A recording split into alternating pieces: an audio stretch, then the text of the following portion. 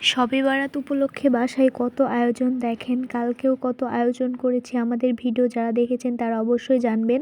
কাল গরুর মাংস রান্না করেছিলাম, তো আমার হাজবেন্ড বলছে টাটকা টাটকা মুরগির মাংস খাবে, এগুলো বাড়ির পোষা মুরগির মাংস। আমরা গ্রামের মানুষ, তাই আমরা পোলট্রি মুরগি বেশি খাই, তো আর আমরা এগুলো কিনে খাই না, এগুলো আমরা বাসায় পালন করি। ছোট দেশি মুরগির সাথে এগুলো নিয়ে পালন করি। যখন বড় হয়ে যায় তখন আমরা এগুলো জবাই করে খাই। আসলে আমরা গ্রামের মানুষ প্রায় সকলেই কিন্তু বাসায় ব্রয়লার মুরগি পালন করি। তো আজকে অনেক রান্না করতে হবে, যেহেতু রোজা থেকে শুধু মাংস খেলে তো হবে না। সারাদিন রোজা রাখার পর মাংস খেতে অত ভালো লাগবে না, তার জন্য দেশি আলু দিয়ে চচ্চড়ি করব পেঁয়াজ দিয়ে। সবগুলোই অল্প করে রান্না করব শুধু রাতের জন্য, আর কাল তো রোজা রাখবো না, তাই পরভাতেও লাগবে না।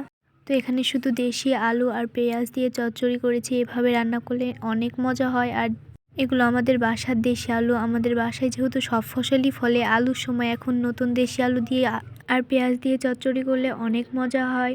তো রান্না করছি, কিন্তু 3টার সময় রান্না করতে লেগেছি। রান্না করতে করতে বেলা হয়ে গেছে। ভাত রান্না করলাম, আবার তরকারি রান্না করছি, এখনও মাংস রান্না বাকি আছে। মাংস রাঁধতে তো অনেক দেরি হবে, তাই না? রান্না করতে করতে কত কাজ করে আসছি, আবার রান্না করছি। গরু বকরুকে খেতে দিচ্ছি, আবার এসে রান্না করছি, চুলাতে জাল ধরাই দিছি। যেহেতু আজান দিলে রোজা খোলার পর সব কিছু করতে একবারে ক্লান্ত হয়ে যায়, কিছু করতে ভালো লাগে না, তার জন্য রান্না করতে করতে আমি সব কাজ সেরে নিচ্ছি। তো আজ আমি নতুন চুলায় রান্না করছি। নতুন চুলায় রান্না করতে মাশাল্লাহ অনেক ভালো লাগছে। আর এই রোজার দিনেই কত কষ্ট করতে হচ্ছে দেখেন। মশলা ফুরাই গেছে, এদিকে আদা রসুনও ফুরাই গেছে, আবার আমার মরিচও ফুরাই গেছে। মরিচ ভাঙানোর সময় পাইনি আপনাদের ভাইয়া, তাই বাড়িতেই আমাকে পিষতে হচ্ছে। মরিচ যে এত কষ্টকর পিষতে, আমার হাত এখনো পর্যন্ত জ্বালা করছে। আসলে বাসায় কিছু না থাকলে বোঝা যায় যে কত কষ্ট করে রান্না বান্না করতে হয়। তো তারপর দেখেন আমার পুরপুরিটাও হয়ে গেছে, যেহেতু পাড়াপাড়ি করে আমি রান্না করছি, যেহেতু আবার আজান দিয়ে দেবে। তোমার তরকারিটা হয়ে গেছে, এবার নামিয়ে নেব। জলদি জলদি কাজ করছি, যেহেতু আমাকে আরও একটা রান্না করতে হবে।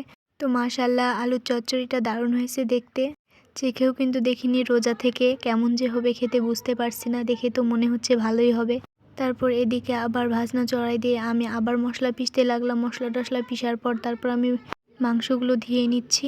রান্না করতে লেগে যে এত কাজ পড়ে যায়, আর মাংস রান্না করতে গেলে বেশি টাইম লাগে, তার জন্য। তো মশলা ভুনাতে ভুনাতে আমি এদিকে ব্রয়লারটা ধুয়ে নিচ্ছি, যেহেতু ব্রয়লারটা আগে আমার ধোয়া হয়নি। জলদি জলদি করে রান্না করতে চড়াই দিছি। এখনই জবাই করে কুটে দিল, আর আমি এখনই রান্না করতে লেগেছি। আসলে আমার রান্না করতে করতে অনেক বেলা চলে গেছে, এদিকে আজান দেওয়ারও সময় হয়ে গেল।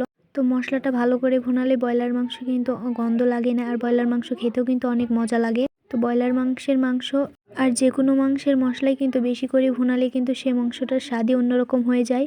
তারপর এই তো আমি মাংসগুলো দিয়ে দিলাম। এদিকে দেখেন কত, তো ধুয়ে টুয়ে আমি আবার মাংসগুলো দিয়ে দিলাম। মাংস রান্না করতে মোটামুটি ভালোই লাগে আমার, কিন্তু মাংস রান্না করতে রোজা থেকে ভালো লাগছে না। রোজা থেকে তো বুঝতেও পারছি না কতটুকু কি দিব, নিজের আইডিয়া মতো রান্না করছি, কেমন যে হবে বলতেও পারছি না। আর এত জলদি জলদি করে রান্না করছি যে আজান দিয়ে দেবে, তার জন্য জলদি জলদি রান্না করছি। তো এদিকে আমার মাংসটা হয়ে গেছে, কষানো হয়ে গেছে। তারপর মাংসে আমি অল্প ঝোল দিব। ব্রয়লার মাংসে ঝোল দিলে কিন্তু ভালো লাগে না, একটু ভুনা ভুনা করে রান্না করলে অনেক মজা হয়। তাই ব্রয়লার মাংস এভাবে আমি রান্না করতে বেশি পছন্দ করি। মাশাল্লাহ মাংস রান্নাটা দারুণ হয়েছে। আজকের ভিডিও এতটুকু পর্যন্তই। আল্লাহ হাফেজ সবাইকে।